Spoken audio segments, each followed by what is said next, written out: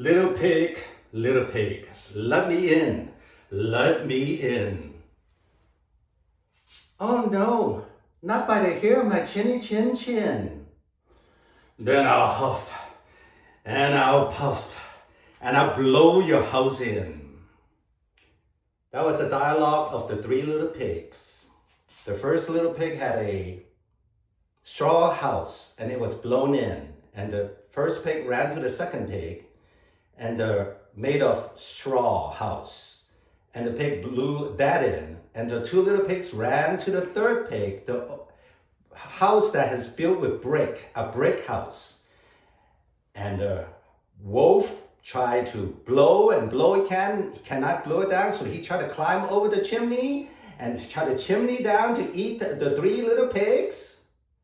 And then he was caught in the boiling water.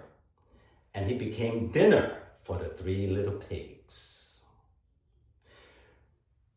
The big bad wolf is the aging process that want to come and knock on our door and try to blow our house in to ruin our life. I even contend not just the aging process, but the abnormal aging process due to habits that we have adopted.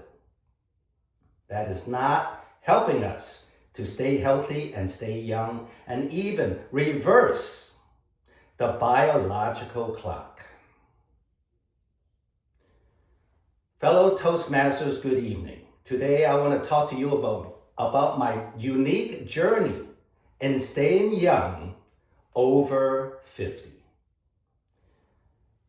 I have been interested in staying young for most of my life, and I care about eating and exercising and sleeping well for most of my life. But it came to a high point about 3 years ago when I was in the doctor's office, and the doctor said, "Ben, your cholesterol is abnormally high.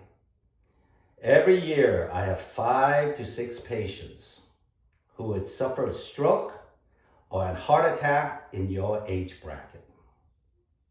That woke me up. Now I begin to be very serious about staying young and being healthy. Through my research, I can talk to you about red light therapy, which I am involved just recently. I can talk to you about biofeedback devices that I just got involved, and they are somewhat expensive. But the most important is that there are 3 basic foundations and 3 habits. I call this the youth triangle, staying young triangle. It spells like this: S first, S, then E, then E again, SEE. Sleep 7 to 9 hours. Eat Mediterranean flexitarian. And exercise. When you adopt these 3 habits, once I was blind, but now I see. Sleep 7 to 9 hours. The research says we need that quantity. Most of us fall into this bell curve. Most of us are not outliers where we can survive 2 or 3 hours, 4 hours, and thrive and become billionaires. Most of us are in this, in between the 2 outliers. Now, sleeping 7 to 9 hours is easy itself. You just use a clock and so on. But the quality of sleep, the deep sleep, the REM sleep involves 3 things. Another triangle. R, E, C. R stands for regular hours, regular wake up hour, regular sleeping hours. E stands for environment, quiet, dark, cool. C stands for calm mind, just before you sleep. Some people pray, some meditate, some journal. I recite verses when I'm not calm, and then I sleep. When you follow these 3 things, life will become not a wreck, but life will become recreation if you sleep 7 to 9 hours with deep sleep. Now, I don't want to just talk to you about being calm before you sleep. I want to talk to you about calm throughout the day. And I learned some secret, and that is we can stay calm by highlighting, reflecting, and reminiscing happy moments, happy memories in your life. I've been an educator for 30 years. 8 of those years was as a kindergarten teacher. And I would tell the class of 20, my name is Dr. Chi, C-H-E-E. It's like cheese, but without the S-E, Dr. Chi. And I thought I made it very clear to the class of 20. Then at recess, as I'm supervising, one kindergarten would come to me from my class, teacher, what's your name again? I said, Dr. Chi, like cheese without the S-E, Dr. Chi. Then they go, okay, I got it. I'll see you later, Dr. Cheese. Then after school, I noticed some kids would go to the mom and they would tell the mom, Mommy, that's Dr. Cheese. Then another day passed by. Some kids will raise their hand. Are you really a doctor? And I would say, well, I have a JD degree in laws, and I have an EDD in educational. I have an EDD in education. Basically, I have as much education as a medical doctor, but I just publish a dissertation. I do research, and this dissertation is just a book. I publish a book. Then the next day, in recess, a kid would say, teacher, are you really a doctor? Then another year passed by. I would say, forget about this doctor thing. I'm just going to say Mister. I'm just going to call myself Mister. And I'm not going to use cheese anymore. So I said, class, this is another year, another 20 students. My name is Mr. Chi, C-H-E-E, like cheetah, without the ta. Chi, Mr. Chi. After school, kids would say, Mommy, that's Mr. Cheetah. Anyway, when I remember those moments in my life, I find myself, even if it's negative things going on, I just remember the good things. Now I turn from a glass half empty to a glass half full. My mood is good, and combined with calming techniques before sleep, I have a good calm, and I could sleep 7 to 9 hours with deep sleep. So there you go, 7 to 9 hours. Be happy, keep yourself memorize, remember good things, and you will sleep well. Now, sleeping gives us energy, but we need to eat properly, eat Mediterranean, flexitarian to keep that energy up. So the second habit is E, eating Mediterranean flexitarian. Flexitarian means don't be too rigid. We should not be too rigid in anything. I learned in my life, if I'm too rigid, I just kind of like unhappy, it's too hard. It just that doesn't work. But if you're flexible, it will work. What's Mediterranean? Mediterranean is basically summarized in the following. Eat fresh, simple, whole foods. Walk daily. Stress less.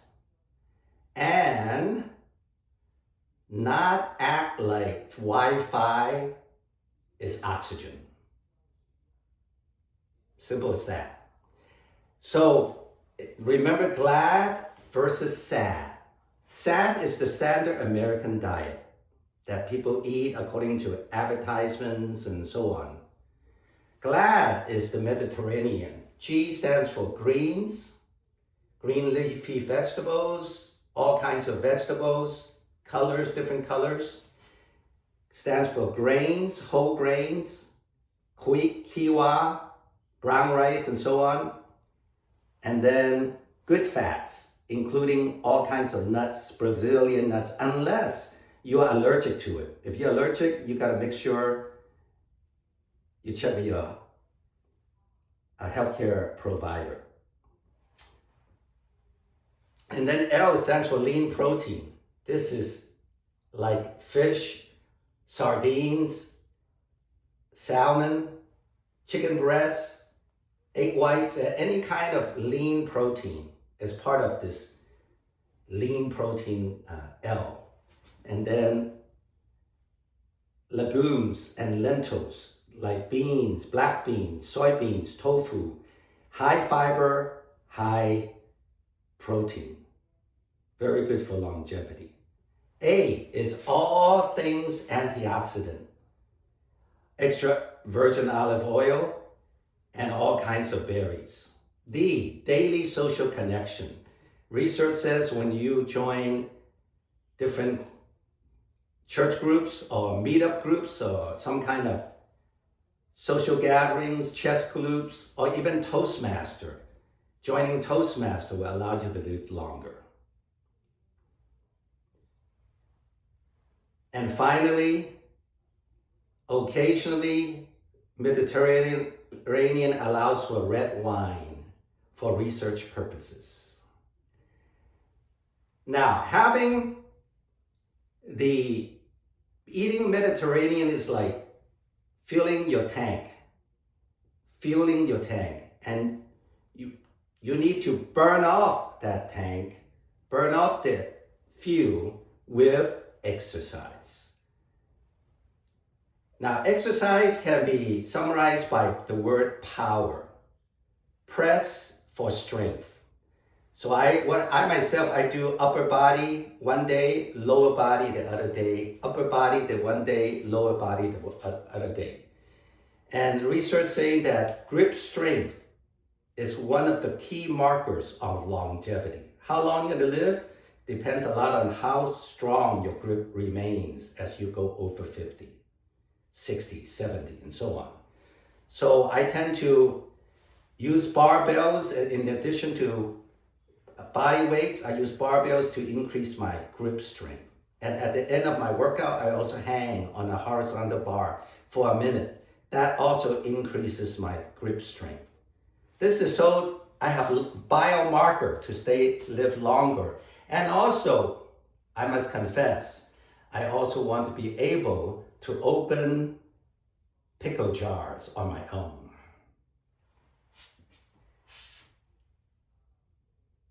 O stands for oxygenate. That means to oxygenate your heart, your being.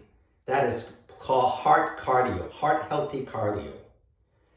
Now, when I talk about cardio, some of you in your mind said, yeah, when I was younger, I run to exercise. But now, I only run when something is chasing me. But there's a secret to all this madness. There's a secret. You just ask this question when it comes to cardio. What can I do to strengthen my heart with cardio exercise that I can do for the rest of my life? Just ask that question. If you ask that question and you could answer it, you will be able to do cardio. You don't have to, be afraid of cardio or fret about it because you suffer so much. So what I learned is this: if I do more than 15 or 20 minutes of cardio, I would not be able to do for the rest of my life. I read a book it's called a bodybuilder book by Franco Colombo. He was a exercise partner of Arnold Schwarzenegger. And he said, I tried everything to lose this belly of mine. I tried everything. The only thing that works is a 10-minute run on the beach. 10-minute run on the beach. That's the only thing that works. That stuck with me. So now when it comes to cardio, I just do 10-minute workouts. Now there's no beach in Lexington, so I have to use either a treadmill or I run down a street, around the street, or I use ellipticals. I just time myself 10 minutes. I don't go all out. I go about 80%, 70%, sometimes even 60%. I find when I go past 50, when I go too hard, it doesn't work for me because the pain is too much and I don't want to keep doing it. 60, 70% is all you need. And I got very high marks. I use a biofeedback machine. It's Hume, but anyway, I have very high marks, actually A+, just 10 minutes. A few times a week, like 3 to 4 times a week. And then W is walking. I try to walk 12,000 steps. You don't have to do that. The reason I want to do that is I want to lose 30 pounds.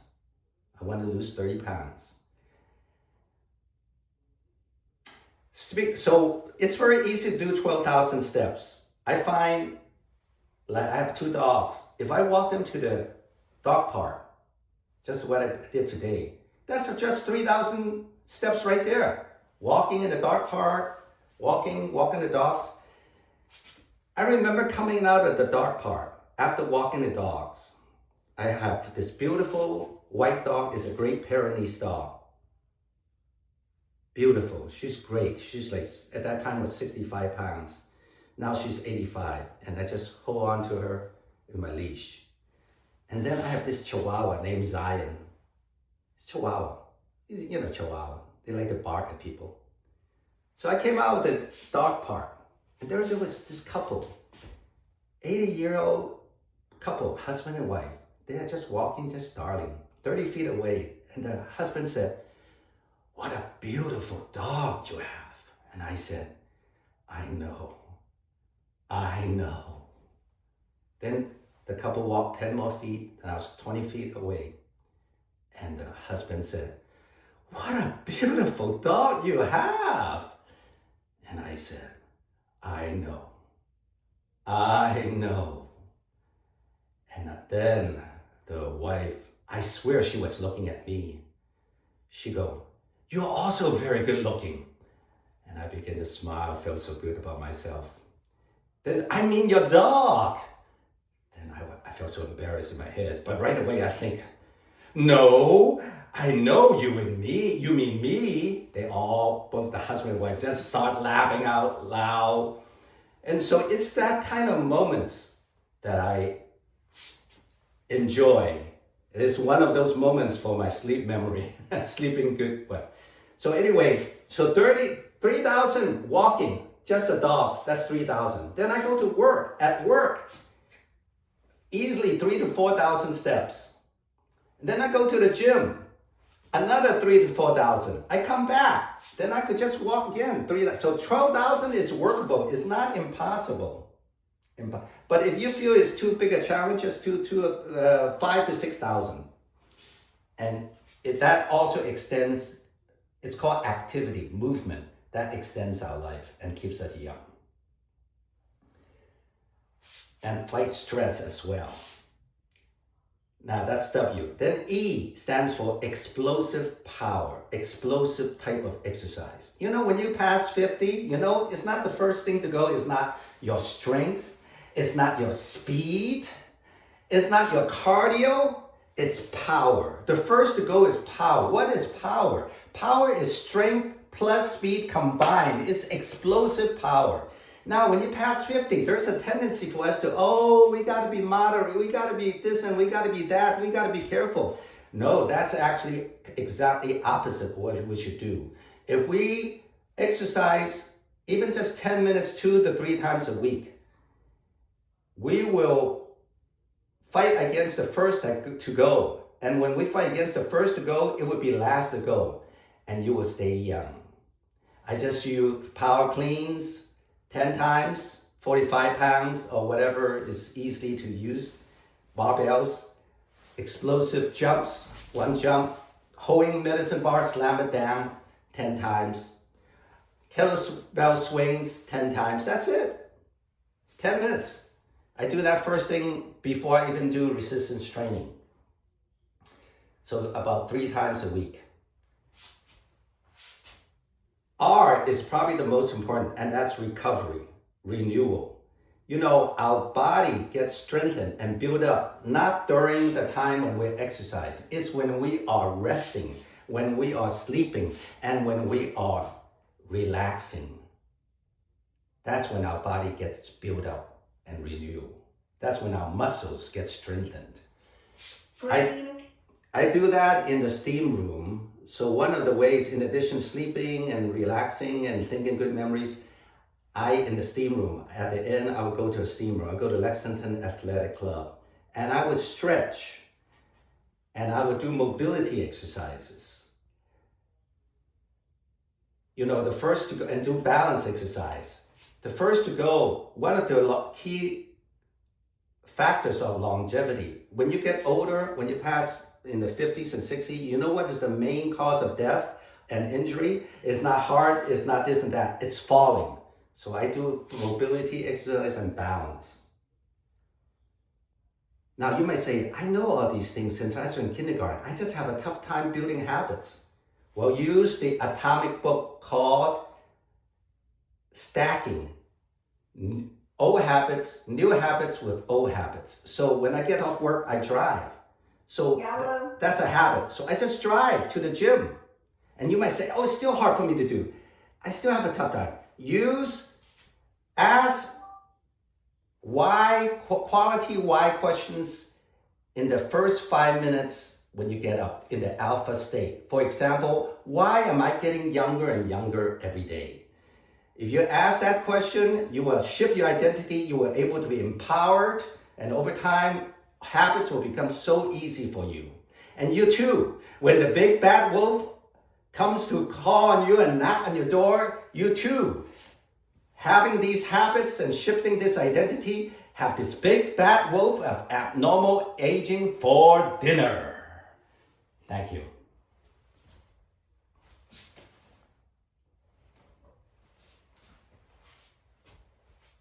That was phenomenal.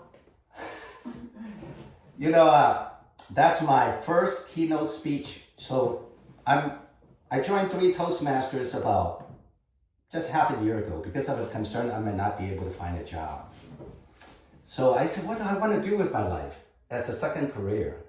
I already retired from California, 26 years, and I've been working 5 years in Lexington. I was afraid I won't be able to get a job. So I said, what else do I want to do with my life as a second career? I don't want to just kind of like, what do you call that? Scale down. I want to scale up. I don't want to have less money and go to a smaller houses. I want my wife to be happy. My wife is a big spender. I don't want her to be unhappy with me. So anyway, I said, what do I like to do? I like to speak. And what else do I like to do? Well, since 3 years ago, I'm very interested in longevity and health and what? Because I don't want to die. So I said, what if I merge those two together and become a professional speaker on staying young and healthy? So my dream is getting closer and closer. I joined 3 Toastmasters, actually 4 Toastmasters 6 months ago. And I've been giving over maybe 35 now. This is probably the 36th speech I gave. But it's the first one where it's a 22 minutes. Most of the speeches is 4 to 6 for the icebreaker, and the rest are 5 to 7. And some begin to be 15 in level 3. This is the first one in level 5 where it's 22 minutes. You're beginning to be actually learning. Toastmasters is grooming you to become a professional speaker. So anyway, my dream is getting closer and closer.